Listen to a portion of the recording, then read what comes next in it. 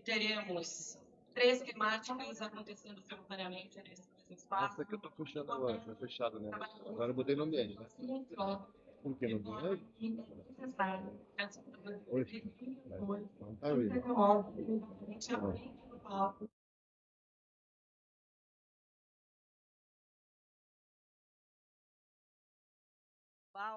Do nono Encontro Nacional dos Tribunais de Contas, visto que teremos amanhã, às 16 horas, neste mesmo espaço, no Salão Brasil, a abertura oficial do Encontro Nacional dos Tribunais de Contas dessa nona edição. Este é um evento realizado pelas seguintes entidades: a Associação dos Membros dos Tribunais de Contas do Brasil, a Tricom, e assim saudamos o presidente e conselheiro Edilson de Souza Silva. O Tribunal de Contas do Estado do Paraná, saudar também o presidente e conselheiro Fernando Augusto Melo Guimarães. O Instituto Rui Barbosa, o IRB, saudar o presidente e conselheiro Gilberto Pontes. O Conselho Nacional de Presidentes dos Tribunais de Contas, CNPTC, e cumprimentar o presidente Luiz Antônio Guaraná. A Associação Brasileira dos Tribunais de Contas dos Municípios, Abracon, cumprimentando o presidente Thierry Montebello. E a Associação Nacional dos Ministros e Conselheiros Substitutos dos Tribunais de Contas, Audicom, cumprimentar a presidente, conselheira substituta do TCE Pará, Milene Dias da Cunha. Temos o patrocínio da Companhia Energética de Minas Gerais, CEMIG, da Companhia de Desenvolvimento de Minas Gerais, Governo do Estado de Minas Gerais, Itaipu Binacional, Agência Brasileira de Desenvolvimento Industrial, ABDI, Sanepar, Governo do Estado do Paraná, do Banco Interamericano de Desenvolvimento, BID, Confederação Nacional da Indústria, CNI, do Conselho Federal de Contabilidade, a Associação Brasileira das Agências e Veículos Especializados em Publicidade Legal, GEAP Saúde e Editora Fórum, e também o apoio do Tribunal de Contas do Estado do Mato Grosso, Tribunal de Contas do Estado de Santa Catarina, Tribunal de Contas do Estado de Rondônia, Tribunal de Contas dos Municípios do Estado de Goiás, do Tribunal de Contas do Estado do Rio Grande do Sul, da Associação das Entidades Oficiais de Controle Público do Mercosul, ASUR, da Associação Nacional do Ministério Público de Contas, AMPICOM, da Associação Nacional dos Auditores de Controle Externo, ANTC, e do Conselho Nacional de Procuradores Gerais de Contas, CNPGC. Iniciamos neste momento a programação dos seminários que antecedem o início do nono Encontro Nacional dos Tribunais de Contas, mas que já fazem parte da programação global desse encontro. Registramos a presença, além dos presidentes das entidades, dos diversos presidentes de tribunais de contas, membros, auditores de controle externo, analistas e técnicos dos tribunais de contas, dos 33 tribunais de contas do nosso país, jurisdicionados, profissionais de imprensa, o apoio e o agradecimento à cobertura da TV Cidadã de Alagoas, as demais autoridades e convidados. Nós temos no início dessa manhã a palestra de abertura com Juarez Freitas, que abordará os reflexos da inteligência artificial na dinâmica dos tribunais. Juarez é jurista, professor, membro da comissão de juristas que elaborou o anteprojeto de lei de serviços públicos digitais. É parecerista, conferencista, escritor de várias obras como Sustentabilidade, Direito ao Futuro, que recebeu a medalha Pontes de Miranda da Academia Brasileira de Letras Jurídicas. Também é autor de obras como O Controle dos Atos Administrativos e os Princípios Fundamentais, A Interpretação Sistemática do Direito e ainda Direito Fundamental à Boa Administração Pública, entre outras. Presidiu o Instituto Brasileiro de Direito Administrativo e cofundou o Instituto Brasileiro de Altos Estudos de Direito Público. Senhoras e senhores, para abordar o tema Reflexos da Inteligência Artificial na Dinâmica dos Tribunais, os convido a receber Juarez Freitas.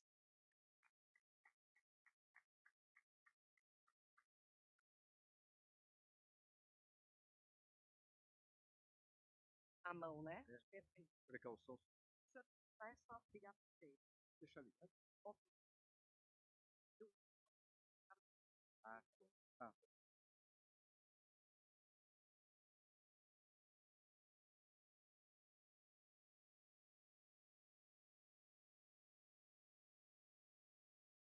Senhoras e senhores, é uma enorme honra participar deste encontro nacional e ainda mais ter a alegria e a distinção de falar nesta abertura, por assim dizer, científica do evento. Quero fazer saudações não apenas protocolares a todos os que são responsáveis por esse magnífico encontro nacional, nas seguintes pessoas: ao presidente Edilson, da nossa Atricom. Quero cumprimentá-lo, presidente Edilson, de passagem, pelos magníficos esforços que vem fazendo, por exemplo, em matéria de reflexão sobre inteligência artificial.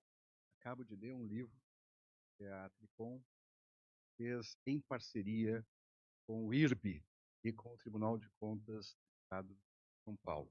E quero ainda mais, presidente Edilson, dizer que fiquei muito feliz de saber que voltou ao debate o tema do Código de Processo de Controle, porque a Atricom lá atrás me distinguiu com a honra de, juntamente com o professor Diogo Figueiredo, elaborarmos uma espécie de anteprojeto, e esse ainda não andou, mas talvez tenha sido melhor, por incrível que pareça, nesse caso, porque eu vou fazer hoje várias sugestões públicas aqui a propósito desse tema. E se me permite, gostaria de estar ao seu lado, homenagear todos os que já lideraram magnificamente bem esta Atricom na pessoa do conselheiro Miola. Quero também saudar o presidente Edilberto, do nosso IRB, queridíssimo amigo. Quero agradecer também, de modo muito especial, se me permitem, a presidente Milene, da Audicom. Amanhã terei a enorme honra e distinção de receber a medalha do mérito institucional da Audicom, e eu sei o quanto eles são parcimoniosos nessa entrega. Eu estava esperando muito por isso um dia e está se concretizando. Já tinha recebido a medalha da Tricom, por exemplo, e eu estou muito feliz, presidente Milene. Muitíssimo obrigado. Muito bem. Estas saudações, como eu disse, não são protocolares. Eu gostaria de saudar todos e todas os presidentes, na pessoa do presidente Thiers, que é o presidente de uma das entidades que também participa desse magnífico.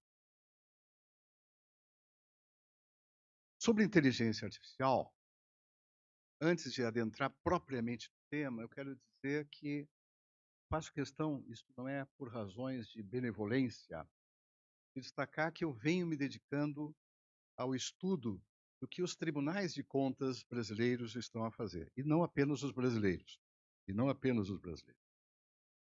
E faço questão de registrar o dever de mencionar que o Tribunal de Contas, por exemplo, o TCU, nosso TCU, recebeu há pouco uma distinção rara da OCDE, situando-o como pioneiro em IA generativa.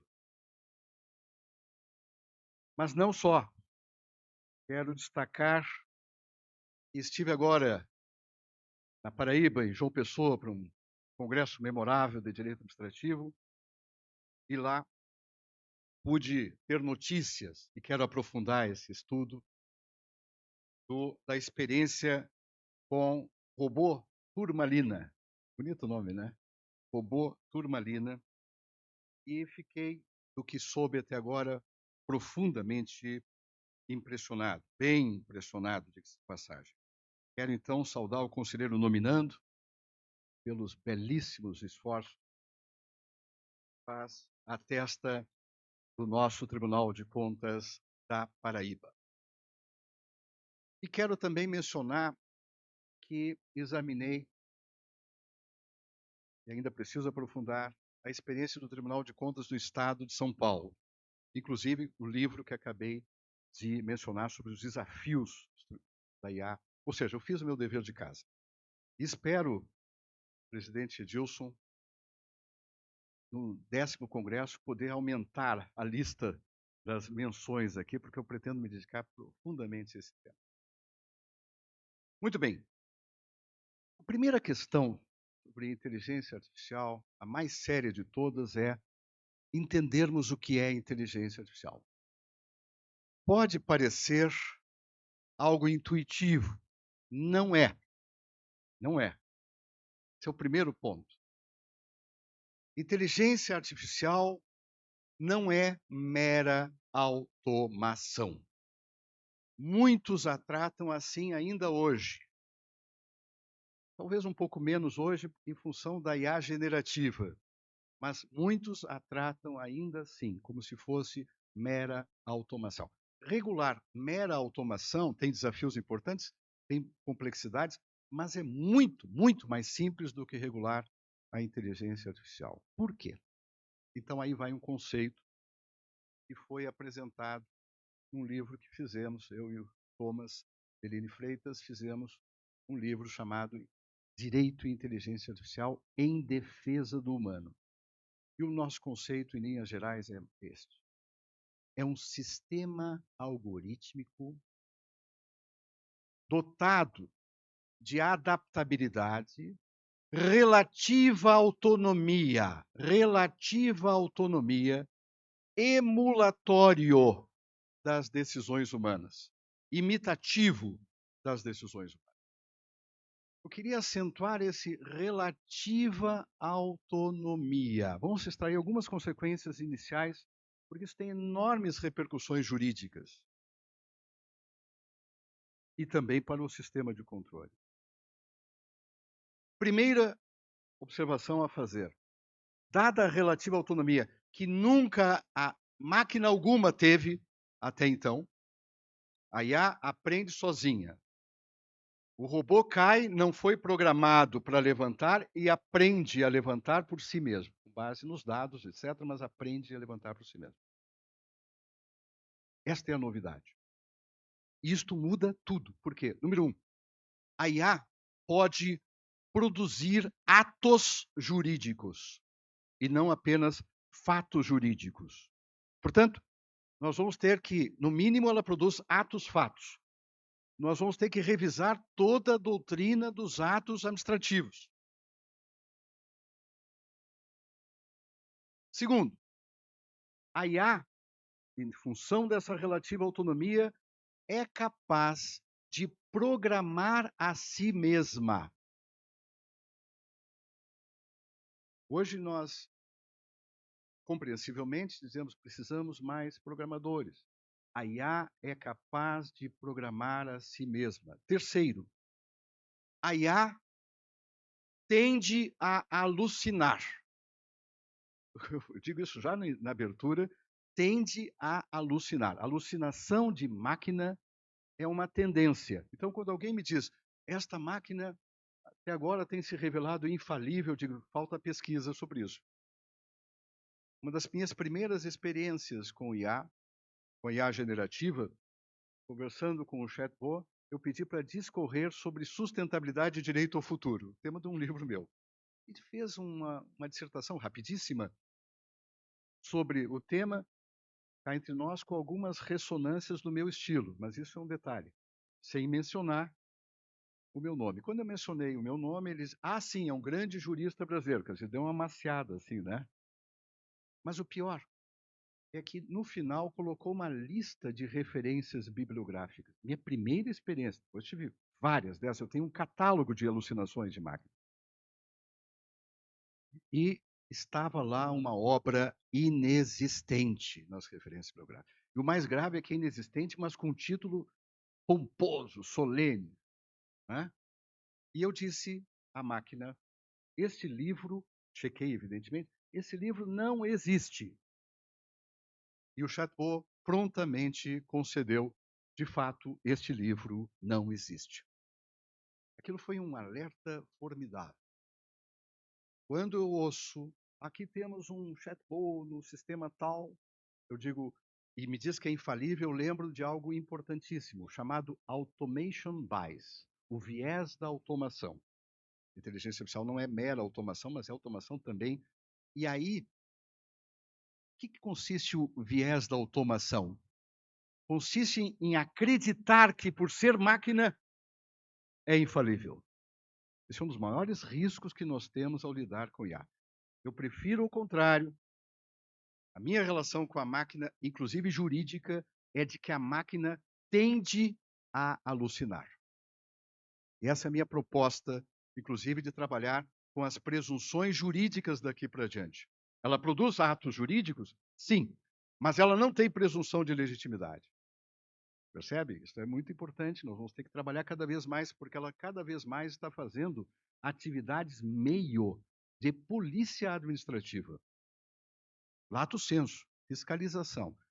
No final, uma das minhas propostas para o código que está sendo elaborado é deixar nítido que a fiscalização administrativa não pode ser autônoma e que a supervisão humana é indelegável. Nós temos que consignar, porque há um risco tremendo, cada vez mais, de auditorias feitas com IA. Pois é, apenas com IA. Não me parece o melhor caminho. Por quê? Porque, dada a relativa autonomia, ela tende a alucinar. Ela descola da programação original. Vocês percebem? Isso é totalmente novo na história das inovações tecnológicas. E é essa a dificuldade que eu sinto às vezes quando o pessoal tenta regular a IA como se fosse uma máquina qualquer. Geoffrey Hinton, que recebeu neste ano o Prêmio Nobel pelos seus trabalhos de retropropagação, que insistiu muito contra a maioria, numa certa época, que era possível trabalhar com redes neurais artificiais. Conseguiu, chegou lá. E está preocupadíssimo com o futuro da IA, porque teme que a IA, num dado momento, assuma o controle. Por quê? Já pensaram? Agora, esse exemplo é meu, não é dele. A IA, num certo sentido, ele diz, é inexplicável. Aliás, a primeira vez que eu vi isso foi de um grande cientista em Londres. Ele me dizia, professor, a explicabilidade, em dados momentos, é impossível, porque nós não sabemos o que ela está fazendo.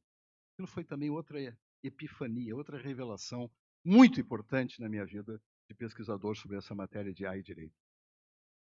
Mas o Geoffrey Hinton está preocupado que ela assuma o controle. E agora um exemplo meu, eu dizia. Vamos imaginar que a IA tem o seguinte propósito: resolver o problema das mudanças climáticas. Isso é ótimo, não é?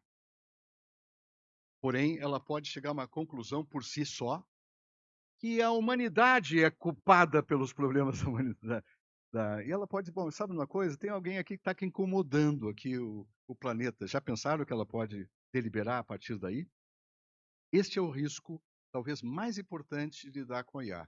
Num dado momento, ou nós mantemos o controle, e não só de contas, mantemos o controle, a supervisão humana indelegável, ou sai do controle. Então, cuidado, vamos evitar qualquer deslumbramento excessivo com a IA. Não vamos ser refratários. Eu vou mostrar sobre as enormes oportunidades benignas sobre a IA, e já cito uma agora.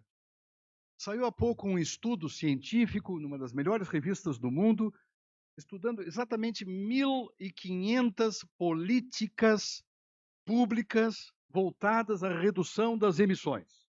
1.500 no mundo. Olha como é importante essa pesquisa.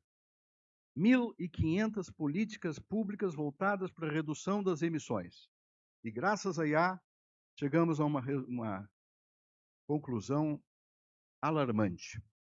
Apenas 63 eram efetivas. Mas ela não faz apenas isso, ela tenta nos ajudar a perceber por que estas 63 são efetivas. Então, eu, no Tribunal de Contas, jamais abriria a mão, né, do uso de uma IA que pudesse me trazer esse tipo de auxílio. É uma oportunidade fabulosa, mas nós temos que ter uma noção de riscos e oportunidades. Mais um ponto apenas sobre o conceito emulatório das decisões humanas. A IA emula, ela imita, ela não é e nunca será substitutiva da consciência humana, nunca será substitutiva da empatia tipicamente humana. Mas atenção, não sejamos ingênuos, ela imita inclusive a empatia, com todos os riscos que isso acarreta, né? Existe IA hoje trabalhando, não vou citar nenhum nome de plataforma, mas trabalhando com IA e emoções. Isso é de um risco elevado, tecnicamente. E em alguns casos, eu vou falar disso na sequência, Isso pode significar também risco inadmissível. Tá bom? Mas, repito, existem oportunidades. Eu vou falar das oportunidades também, na sequência. Mas vamos continuar falando um pouquinho só sobre o conceito. Então, vocês perceberam? Essa é a minha primeira proposta. Um código de processo de contas vai ter que trabalhar ou não com motivação algorítmica. E vai ter que reconhecer ou não que, em alguns casos, esta explicabilidade não só é rara, mas é impossível. E aí? Nesses casos, mais do que nunca, nós temos que defender uma reformulação no artigo 50 da Lei 9.784, dever de motivação algorítmica. O Conselho de Estado italiano teve que se debruçar sobre um ponto importante. Um algoritmo removeu professores pela Itália. E alguns ficaram irresignados e pediram a seguinte informação: qual é a motivação para esta remoção? Depois de muito pesquisarem, a motivação não apareceu. Resultado: invalidade da remoção. Concorda com isso? Parece lógico. Com base nesta decisão, eu defendi no Conselho da Justiça Federal um enunciado que foi aprovado, não sem uma certa perplexidade inicial pelo tema, sobre decisão administrativa robótica ou algorítmica sem motivação é inválida. E foi aprovado. Mas isso seria um tema fundamental. Outro tema fundamental, o impacto das decisões algorítmicas administrativas. Avaliação prévia de impacto, obrigatória. Por quê? Porque o risco é elevado em se tratando de sistema de controle. O risco não é um risco mínimo e, portanto, aqui há um dever de motivação substancial. Próximo ponto. Então, essas são as minhas iniciais observações a respeito do conceito. Dada a relativa autonomia, repito, há uma exigência, é mandatória a motivação e a supervisão humana indelegável. E repito, deveria ficar também consignado no código que a fiscalização autônoma deve ser vedada. A fiscalização administrativa autônoma, por melhor que pareça, por mais sedutora que se afigure, deve ser vedada. A propósito, a resolução 332 do CNJ, que trata da inteligência artificial, a míngua de lei, por enquanto, e regule a matéria, é interessante e ela está em transformação. Nós temos que participar ativamente dessa reflexão, que tem que ser reformulada. Mas ela já tem algumas restrições. Ela, pelo menos, indica que não caberia usar, não se deve incentivar o uso na época. Isso já faz tempo. Inclusive, esta resolução é anterior à IA generativa.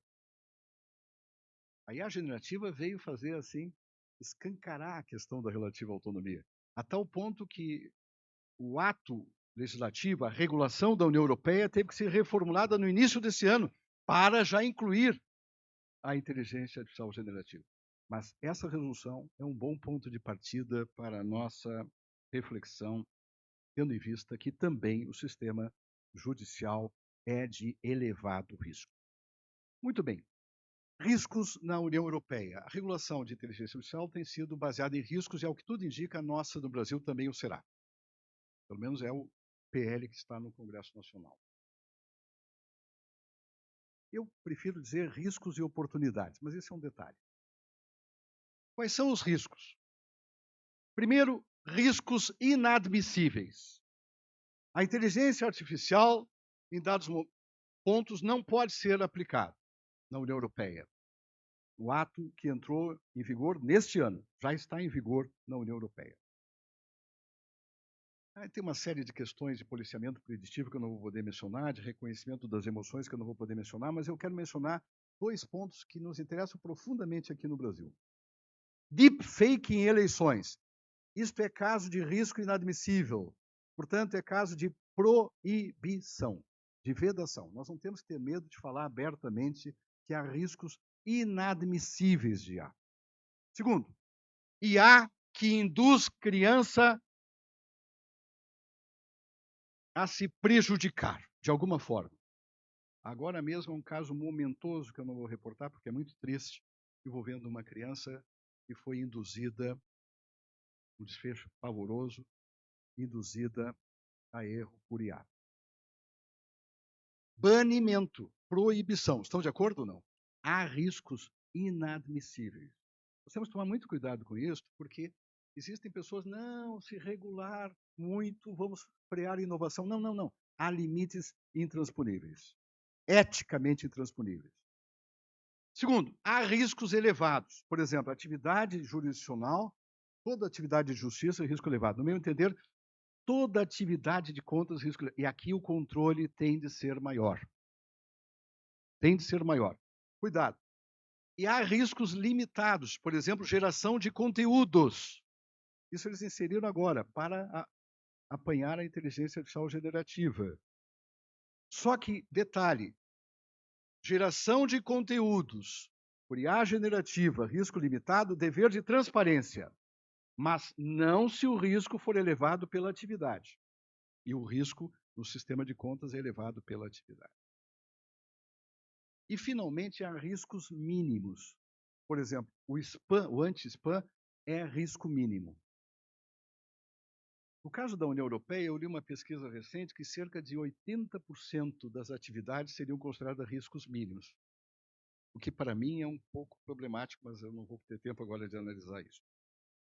Então, vocês percebem que há 4 grandes riscos se tratando de IA. E eu vou repetir. O risco de uso de um chatbot no sistema de contas, por mais que eu aprecie os progressos que nós estamos fazendo, e aprecio, por mais que eu defenda e vou defender o uso, por exemplo, bastante controlado na saúde, que é outro risco elevado, nós precisamos reconhecer que ela tende a alucinar, e, portanto, ela tem que ter sindicabilidade pronunciada. O risco é elevado, tá bem? Isso é a defesa do humano que me parece fundamental. Muito bem. Antes de continuar falando sobre os riscos, eu queria apenas dizer uma palavrinha sobre a lei do governo digital. Foi mencionado aqui que eu integrei a comissão de juristas, a convite do presidente do TCU. Fizemos isto, éramos 5 apenas, fizemos um anteprojeto de lei de serviços públicos digitais. Esse anteprojeto foi guindado à condição de um PL e depois juntou com outros 2, e temos hoje a bela Lei 14.129, que não é exatamente o nosso texto, mas que é fruto de uma fusão, como convém, num processo legislativo amplo e dialógico. Eu queria destacar nesta lei alguns pontos que têm direta relação com o IA e com o sistema de contas. Mas antes, se me permite, que é uma oportunidade rara falar num encontro desta envergadura, né, do sistema de contas que eu defendo, eu confio, eu presumo que esse sistema seja de Estado e, portanto, eu os defendo com muito vigor. Mas também me sinto no dever de fazer as minhas devidas cobranças como cidadão. Existe o artigo 21 desta Lei 14.129, que está convidando, a propósito de lei de processo administrativo de contas, convidando a ser internalizado, que é a avaliação dos serviços públicos por ferramentas digitais. É o mecanismo mais importante de controle social já trazido, muito superior ao orçamento participativo. Por favor, explorem esta pérola, está lá escondida ainda. Segundo, não deixe de olhar o artigo 3º desta lei, quando estabelece algo que será de uma desburocratização crucial se todos vocês se engajarem nesta linha, que é a exigência de uma só vez de tudo que for necessário do cidadão para a prestação dos serviços públicos digitais. Uma só vez. Pede tudo de uma vez só. É muito importante para termos um novo processo administrativo. E terceiro, gestão de riscos. Artigo 48 desta lei. Talvez seja o artigo mais inovador do ponto de vista o sistema de controle de contas e também do controle interno. Sobre isso eu não vou poder me alongar, porque eu estou vendo o tempo aqui, mas eu vou pedir para vocês fazerem... Eu falei com a editora Fórum, ela vai disponibilizar gratuitamente o meu artigo que acaba de sair junto com o Thomas. Fizemos um artigo sobre governo digital sustentável, gestão de riscos. Eu gostaria muito que vocês... Nós começamos analisando a qualidade do ar. A lei da qualidade do ar de 2024 é fundamental. No Brasil, milhares de pessoas morrem por ano pela poluição do ar. Agora uma crise de fuligem que todos conhecem. Mas, além disso, é algo letal. Portanto, nós temos que ter sensores, temos que ter cidades inteligentes e temos de ter também um sistema de contas que nos assegure a qualidade do ar, com o uso sensato, ponderado e regulado da inteligência artificial. Então, eu gostaria muito que vocês examinassem as propostas, inclusive, de uma IA desenviesante, essa proposta de Cass Sunstein, por exemplo, entre outros, mas num sentido um pouquinho diferente. Nós estamos propondo que ela também possa ajudar a redução da variabilidade indesejada de julgamentos, o tema do Daniel Kahneman de noise e de ruídos. Então, feito o convite, gostaria de passar para as considerações finais. Eu entendo, em matéria de IA, que há enormes oportunidades. Por exemplo, conselheiro Miola, na educação. A IA tutorial é algo que seria realmente inaceitável desperdiçar essa oportunidade. Mas, todo respeito ao Bill Gates, eu não tenho o mesmo entusiasmo que ele tem. Ele está muito entusiasmado com a IA tutorial, e eu menos. Aliás, ele também está entusiasmado com energia nuclear, e eu não estou entusiasmado com energia nuclear, mas isso é outro assunto. Quer dizer, mais ou menos, se houver tempo, eu vou falar sobre data center verde. Mas, conselheiro Miola, a IA tutorial na educação implica uma educação personalizada. Isso é a chave. Hoje há um certo consenso pedagógico em torno das vantagens desta personalização. Como é que vai haver uma personalização de máquina? Bom tema. Sem professores preparados, capacitados e com contato humano, não vai haver. Fizeram agora uma das primeiras pesquisas científicas de grande relevância sobre IA tutorial na educação. E eu digo isso não para que vocês se afastem dessa ideia. Ao contrário, vamos nos aproximar dela, mas com senso crítico. Matemática. Melhorou ou não melhorou a educação com IA tutorial? A IA servindo de tutor para o aluno. Melhora. Porém, retirando a inteligência artificial, piora. Ou seja, geramos dependência algorítmica. É um novo tipo de dependência, com enormes implicações. Então, para evitar isso, só tem uma solução: qualificação e investimento profundo em qualificação dos professores.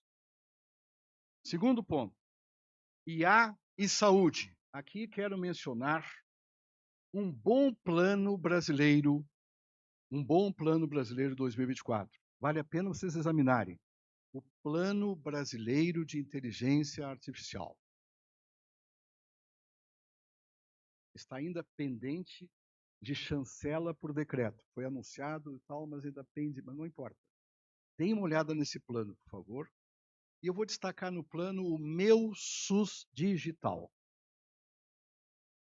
O Meu SUS Digital é capaz de progressos substanciais em matéria de otimização de diagnósticos, de prontuários falados, isso tudo está lá no plano. E eu, portanto, em princípio, sou entusiasta do Meu SUS Digital, ainda mais num país com as nossas dimensões.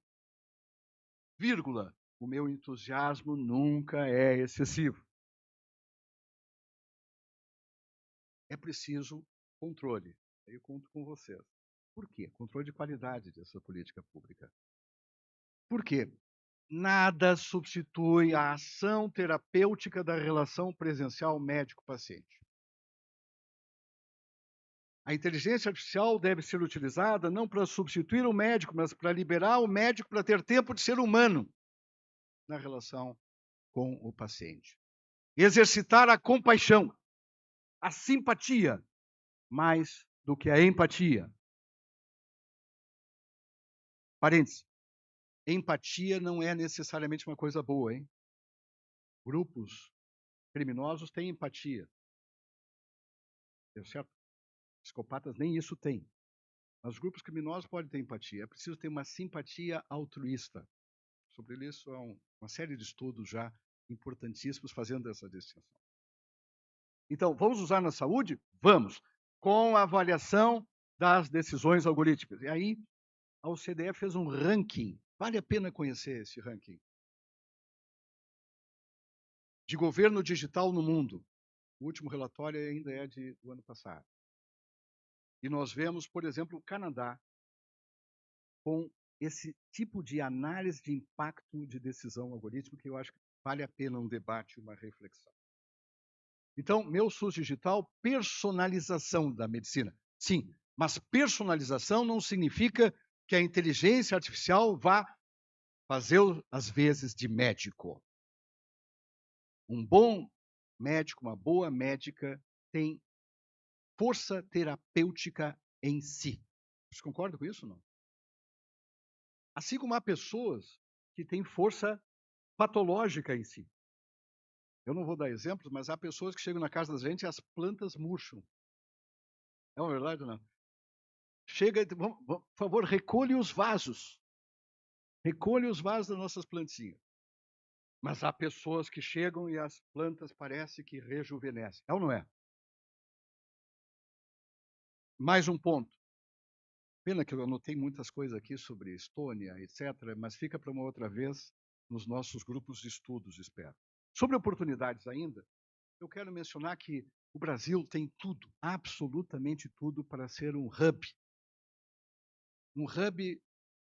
de proporções planetárias de data center verde. O Bill Gates, que eu falei agora há pouco, ele está preocupadíssimo, e tem até uma empresa, me parece, de energia nuclear, e ele tenta nos convencer de que é uma forma limpa de energia. Não há o que fazer com aqueles resíduos. Portanto, eu não posso considerar uma forma sustentável, com toda a vênia. Mas o Brasil pode ser, sim, o paraíso dos data centers verdes, porque nós temos água, que demanda muito, e nós temos energia limpa, que demanda muito. E atenção, o Brasil pode ser presidente Holden, que diz isso um amigo, Ceará. Eu sei que tem essa visão já de transição energética, conheço bem aqui. Fizemos um trabalho lá na Federal sobre reflexão sobre energia solar, do qual eu participei intensamente. O Brasil pode ter 100% de matriz energética limpa. A energia solar ainda é a segunda, já passou a eólica. Já está em 18% da matriz. Há pouco tempo era 1%, menos de 1%. Quando eu comecei a falar disso, era menos de 1%. Ela pode passar rapidamente passar de 50%, portanto, passa da matriz hídrica. Vocês já perceberam que país maravilhoso nós temos? Só isto muda tudo. Inclusive, ajuda a mudar a geopolítica mundial, pode até pacificar o mundo. Nós podemos ser uma liderança solar, e ainda por cima eólica. E ainda por cima exportando hidrogênio verde. E ainda por cima com o uso de IA, sensores, com qualidade do ar. Maravilha.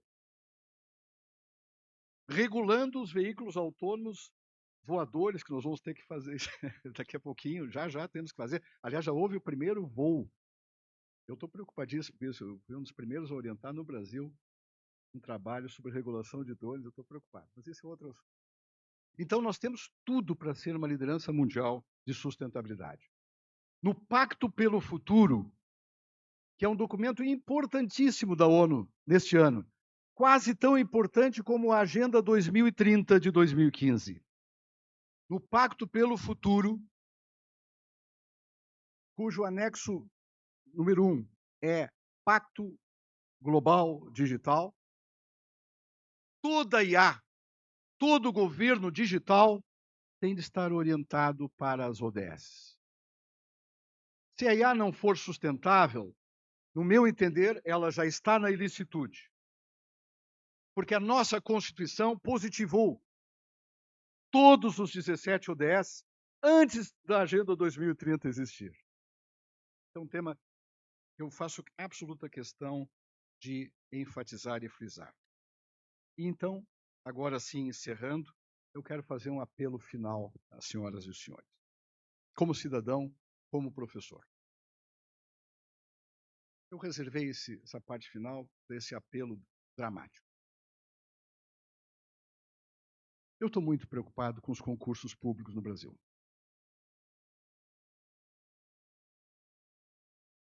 Esse silêncio, essa pausa, faz parte da pausa dramática. Muito preocupado. A IA está fazendo recrutamento. Na iniciativa privada, ela está recrutando, o algoritmo é que recruta. Em larga medida, já é isso que está acontecendo. É ou não é? É isso que está acontecendo. Isso é um problema. Mas nós temos que reconhecer que, em 2014, saiu a Lei Geral de Concursos Públicos. E é uma boa lei, se bem interpretada. E exige o quê, basicamente? Conhecimentos, não aqueles que um chatbot possa ter apenas. O chatbot acabou de passar num exame de residência médica. Nos Estados Unidos, ele passou para exame de ordem. Fazer concurso público para chatbot passar tem algo errado nisso, para quem defende a supervisão humana e delegado. Vocês concordam? Não?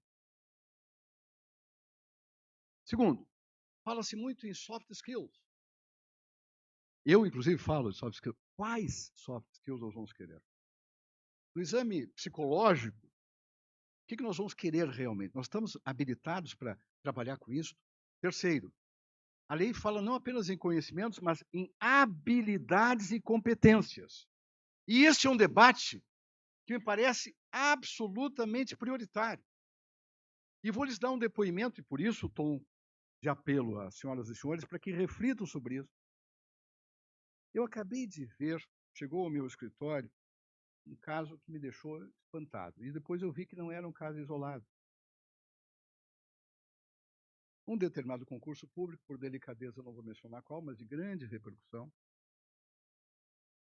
país, teve, só de olhar assim rapidamente, 40 itens nulos. E estes foram reconhecidos pela banca. O que está havendo com os nossos concursos públicos? Gente, isso é o futuro do direito administrativo. Se nós não cuidarmos agora disso, não é, todo respeito, não vai ser no acompanhamento, vai ser muito pior acompanhar depois disso. Que tipo de trabalhador público nós estamos selecionando com esse tipo de concurso público que não está nos capacitando para a supervisão humana indelegável? Então, esse é o meu apelo. Vamos fazer uma reflexão sobre a lei geral dos concursos públicos. Isso é prioridade máxima. E vamos melhorar a qualidade das inquirições, das indagações dos concursos. Eu já participei em banca de concurso público no Tribunal de Contas do Rio Grande do Sul 2 vezes, para conselheiro substituto. Nas duas vezes, não tivemos nenhum problema. Um dos meus papéis ali era fazer eu anulo.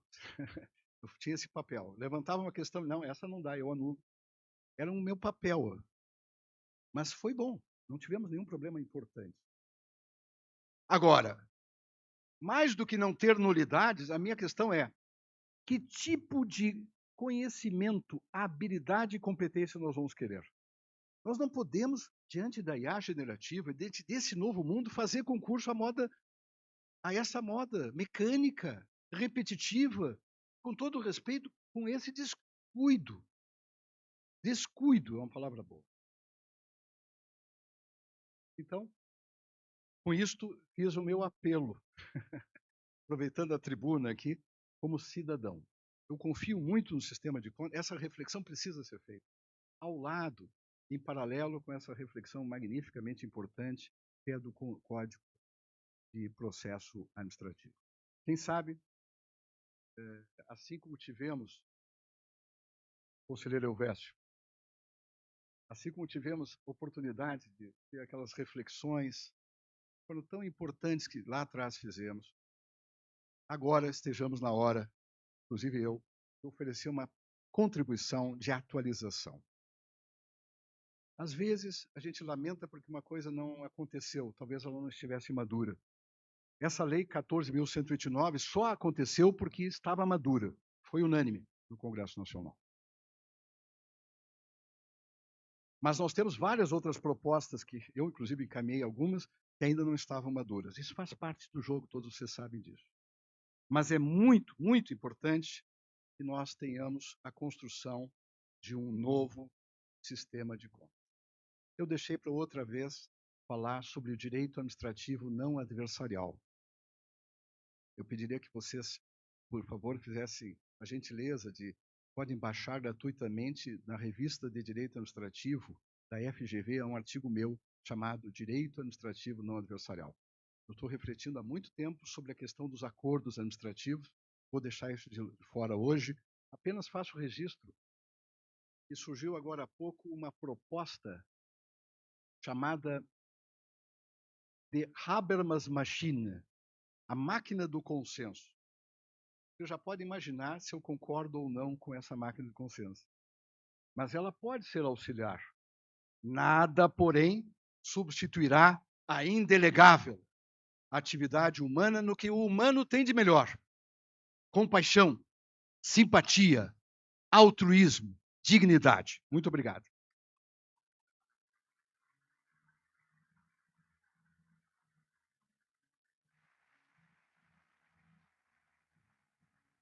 Pedir ao Juarez que permaneça à frente, só para que, em nome da organização, possamos agradecer sua ilustre participação nessa abertura da programação, convidando o conselheiro ex-presidente da Tricom, conselheiro César Miola, a trazer, em nome da organização, dos realizadores, uma lembrança do 9º Encontro Nacional dos Tribunais de Contas, pela participação de Juarez Freitas.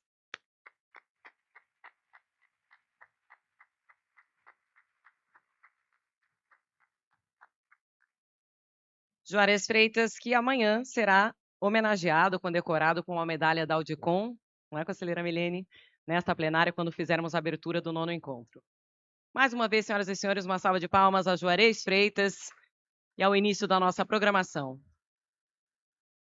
Lembramos que agora nós nos dividiremos em 3 temáticas. Aqui, à nossa direita, à esquerda das senhoras e dos senhores, compras públicas como políticas públicas. Os fones serão necessários, pois agora nós teremos transmissão silenciosa a partir dessa programação. Já está conosco aqui Célio Guimarães, cedido pela Secretaria da Indústria e Comércio aqui do Estado do Paraná, que conduzirá esta atividade aqui à nossa direita. À nossa esquerda, à direita das senhoras e dos senhores, nós temos os indicadores como ferramentas do controle externo. Será conduzido pela nossa colega cerimonialista da comunicação do Tribunal de Contas do Estado do Rio de Janeiro, Sheila Morello. E aqui ao centro nós temos inteligência artificial e inovação no controle.